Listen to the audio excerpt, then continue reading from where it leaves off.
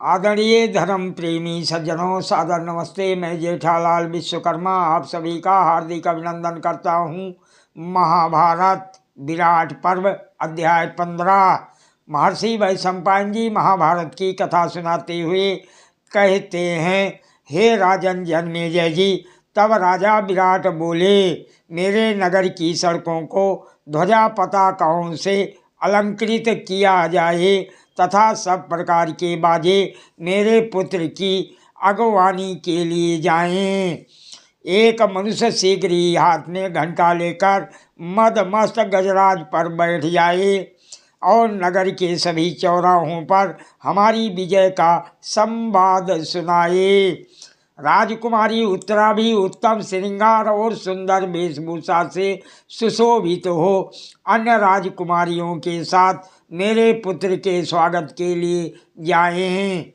हे राजन, सेना कन्याओं और नाना प्रकार के वाद्यों को भेजकर परम बुद्धिमान मत्स्य नरेश आनंद विभोर होकर इस प्रकार बोले, हे सैरंध्री जा पासे लिया, हे कंक जुआ आरंभ हो।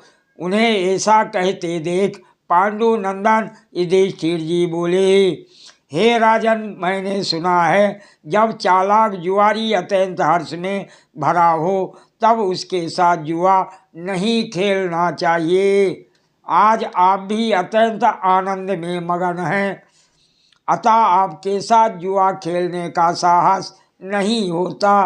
फिर भी आपका प्रिय कार्य तो करना ही चाहता हूँ, अतः आपकी इच्छा हो तो खेल आरंभ हो सकता है।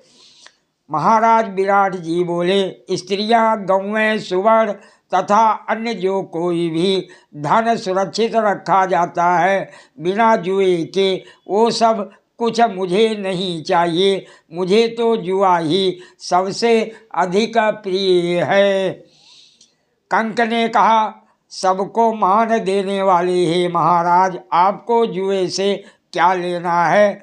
इसमें अनेक दोष हैं।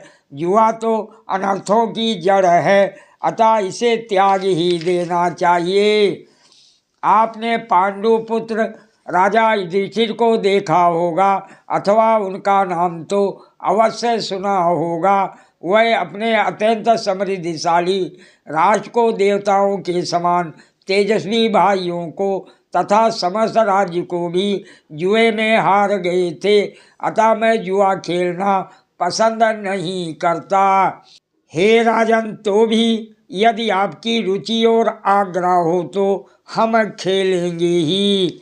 महर्षि वैशंपायन जी कहते हैं, हे राजन जन्मेजय जी, जुए का खेल आरंभ हो गया। खेलते खेलते मत्स्यराज ने पांडु नंदन जी से कहा, देखो, आज मेरे पुत्र ने युद्ध में प्रसिद्ध कौरवों पर विजय प्राप्त किया है। तब महात्मा राजा युधिष्ठिर ने विराट जी से कहा, बिरहन लला जिसका सारथी हो उसकी युद्ध में विजय क्यों नहीं होगी? ये सुनते ही मत्स्य नरेश क्रोधित हो उठे और पांडु नंदन से बोले, हे अधम ब्राह्मण, तू मेरे पुत्र के समान एक हिजड़े की प्रशंसा करता है।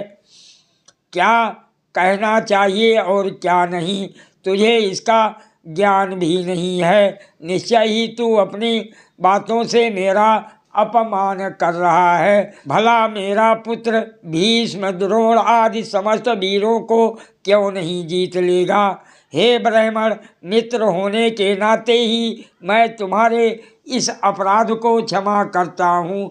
यदि जीवन की इच्छा है तो फिर ऐसी बात मत कहना कभी। सादर प्रणाम। जय श्री कृष्ण।